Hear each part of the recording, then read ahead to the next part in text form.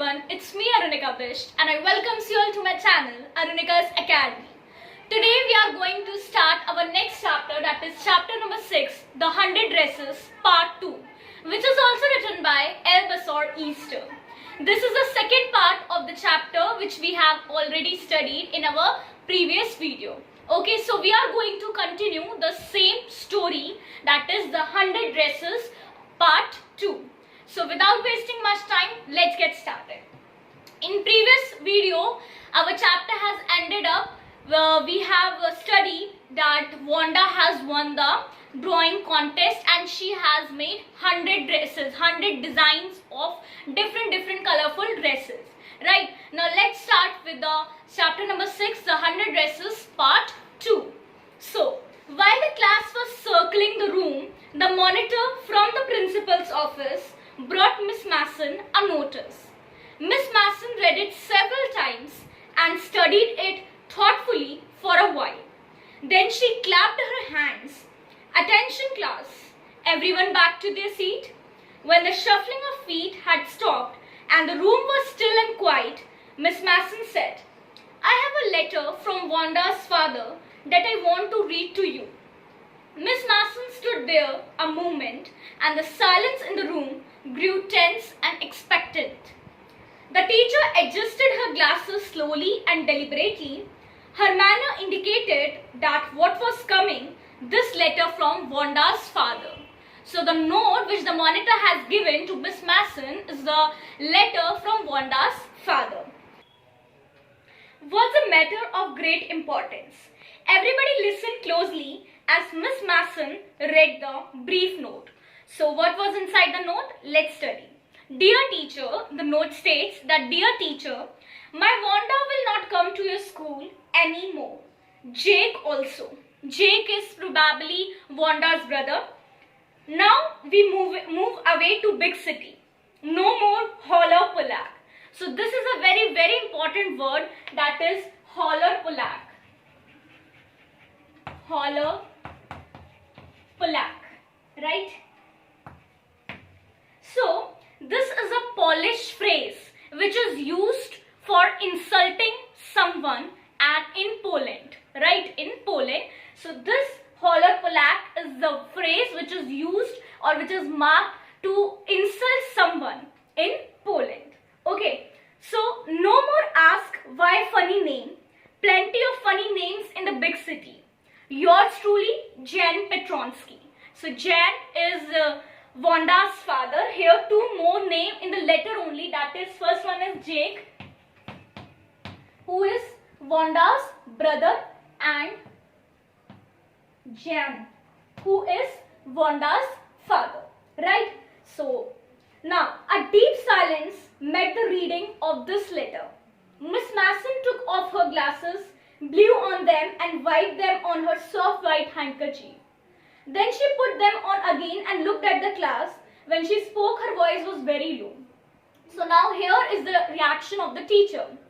I'm sure that none of the boys and girls in room 13 would purposely and deliberately it's same as purposely, hurt anyone's feeling because his or her name happened to be a long, unfamiliar one. Prefer to think that what was said in thoughtfulness. I know that all of you feel the way I do, that this is very unfortunate thing to have happened. Unfortunate and sad, both. And I want you all to think about it. The first period was a study period. Maddie tried to prepare her lessons, but she could not put her mind on her work. She had a very sick feeling in the bottom of her stomach. True, she had not enjoyed listening to Peggy ask Wanda how many dresses she had in her closet, but she had said nothing. She had stood by silently, and that was just as bad as what Peggy had done. Worse, she was a coward. At least Peggy had not considered they were being mean, but Maddie, had thought they were doing wrong. She could put herself in Wanda's shoes. Put herself in Wanda's shoes, here it is also a phrase, means putting someone else in putting ourselves herself in someone else's position or someone else's situation. So this is means she could put herself in Wanda's shoes. Means that this Maddie is thinking, and she is thinking to put herself in the situation of Wanda. Goodness, wasn't there anything she could do? If only she could tell Wanda she had not meant to hurt her feelings. She turned around and stole a glance at Peggy, but Peggy did not look up.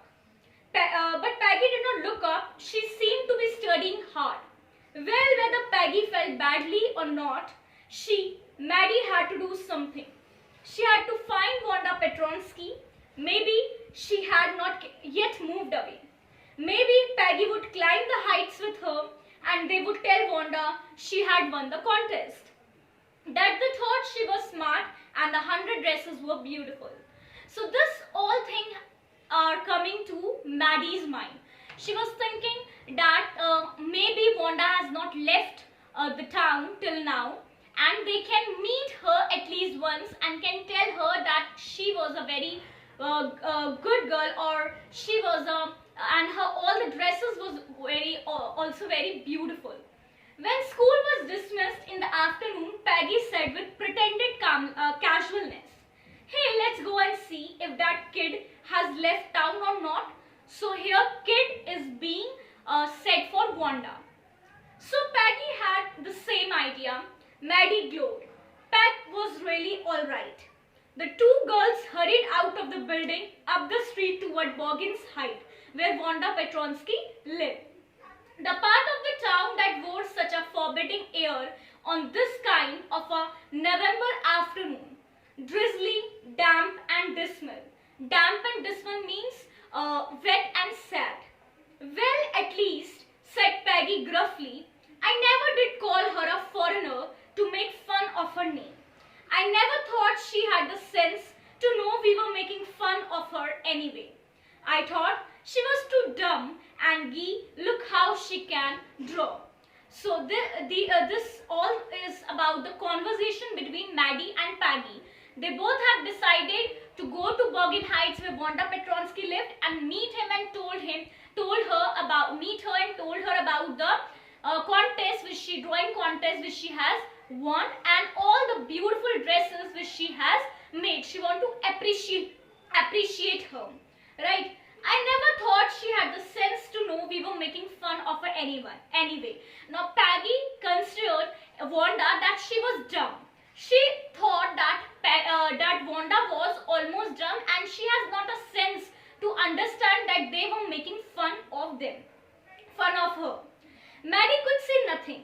All she hoped was that they would find Wanda.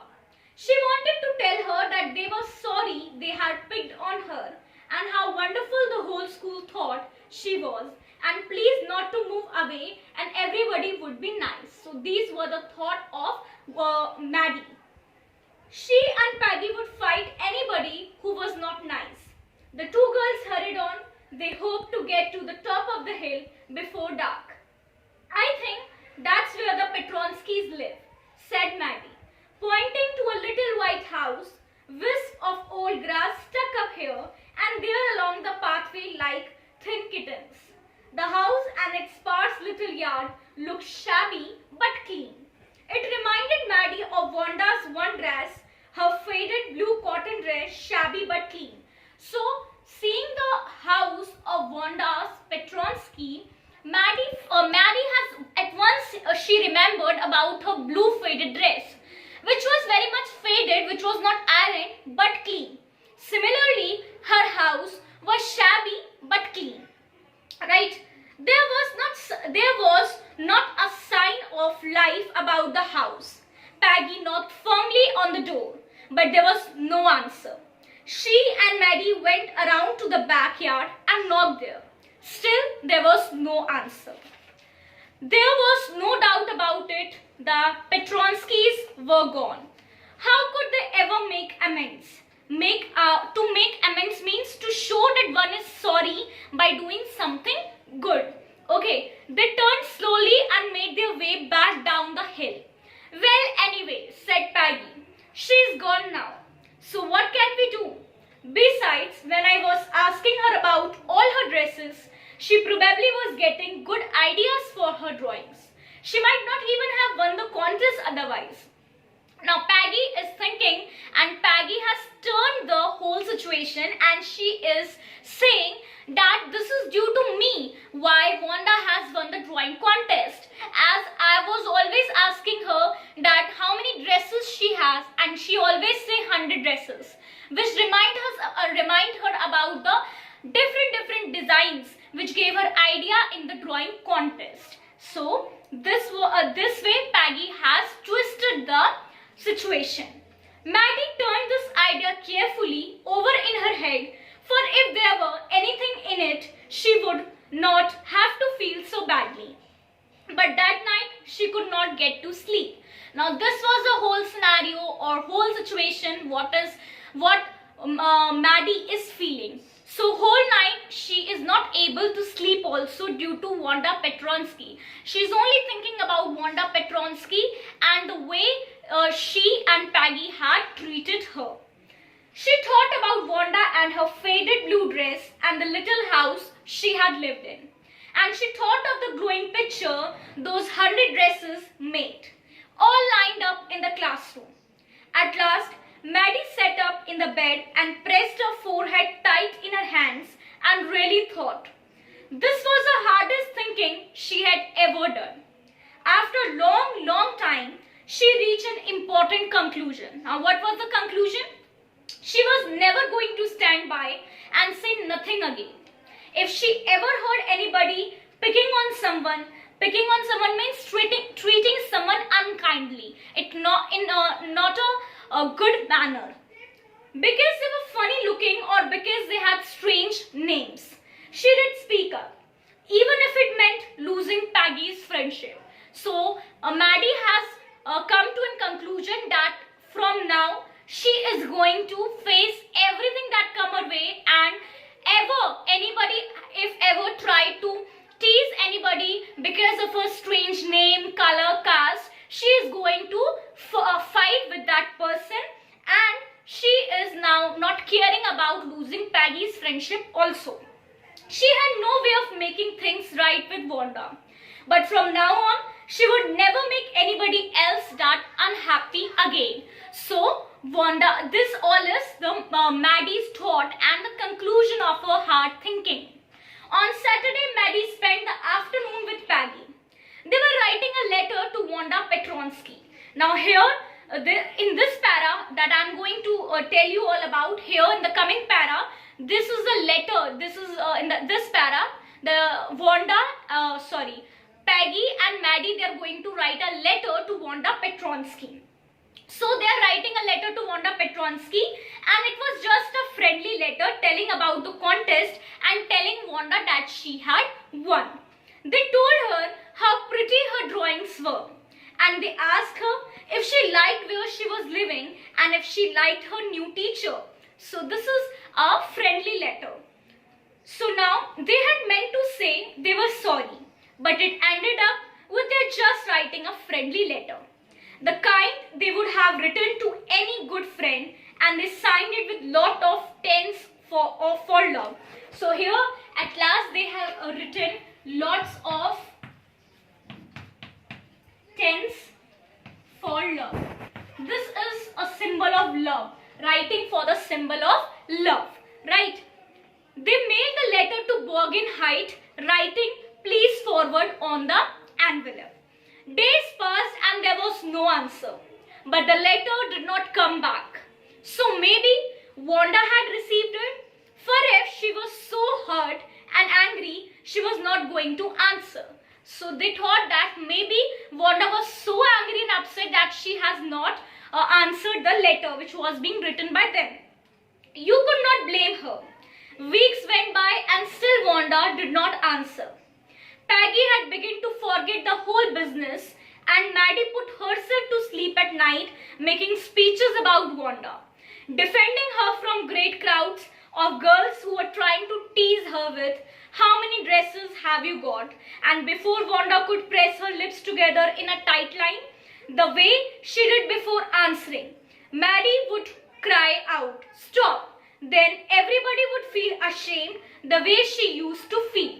So this was all the nightmares which was coming in the sleep of Maddie. She was thinking all about Wanda Petronsky, and that there was a crowd of girls and she was fighting with that girls for the sake of Wanda Petronsky. Now it was Christmas time and there was snow on the ground. Christmas bells and a small tree decorated the classroom. On the last day of school before the holidays, the teacher showed the class a letter she had received that morning. Now once again the teacher, Miss Masson, has received the letter. You remember Wanda Petronsky, the gifted little artist. So here the gifted little artist is the adjective which is used for Wanda. Who won the drawing contest? Well, she has written me and I'm glad to know where she lives.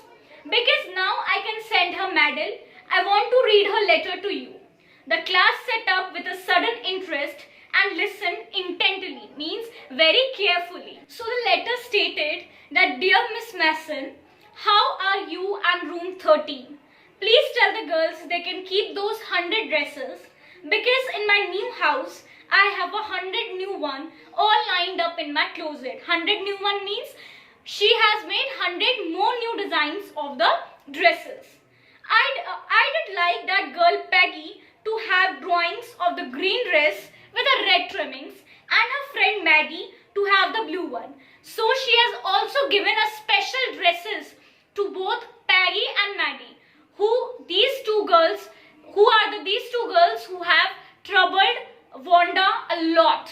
But then also she has told in her letter Wanda that please give the two dresses, one of my two dresses, that is first one the green dresses with red trimmings to Peggy and the blue one dress to her friend Maddie.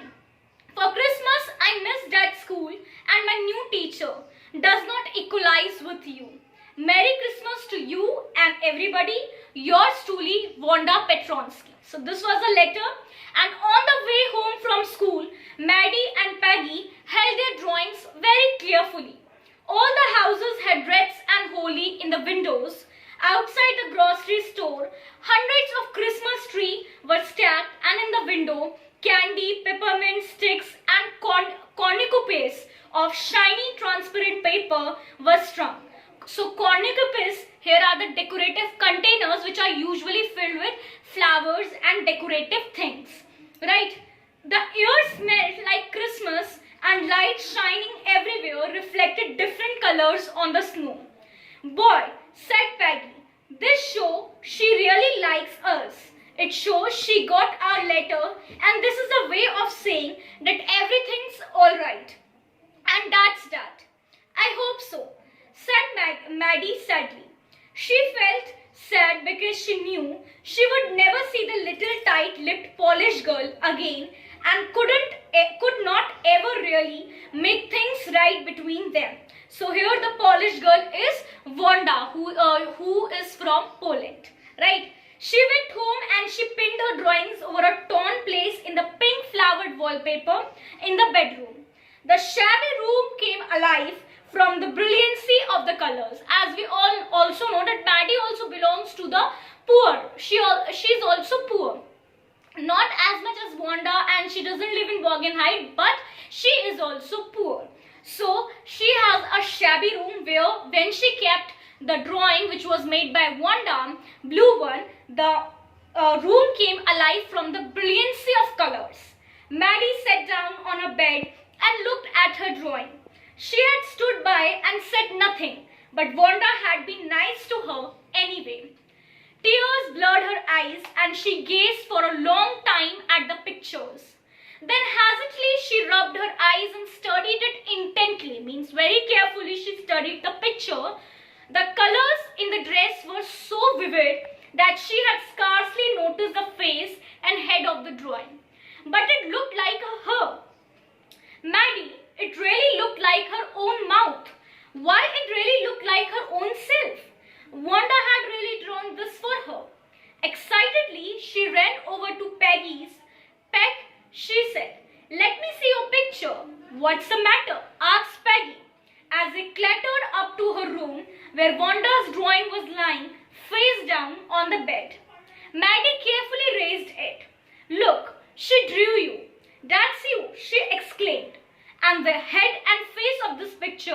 did look like Peggy. So the two dresses, one for Peggy and another for Maddie, it is actually the face and the head is similar to both of them. Right? What did I say? Said Peggy. She must have really liked us anyway. Yes, she must have, agreed Maddie. And she blinked away the tears that came every time she thought of Wanda standing alone in the sunny spot in the schoolyard looking stolidly. Stolidly means without any emotions, blank. Over at the group of laughing girls after she had walked off, after she had said, sure, 100 of them all lined up. So that's all for our today's video, and that's all for this today's chapter also, that is chapter 6, the 100 dresses part 2. So with this we have completed our chapter, right? So in this chapter we have seen the kindness of Wanda and the likeliness towards Peggy and Maddie, and the behavior of Peggy and Maddie towards Wanda, and at last the Maddie's feeling and emotions and the thinking that yes, they had done actually wrong to Wanda occurs. Okay, so that's all for this video. Guys, if you like my video, please hit the like button and don't forget to share my videos with your friends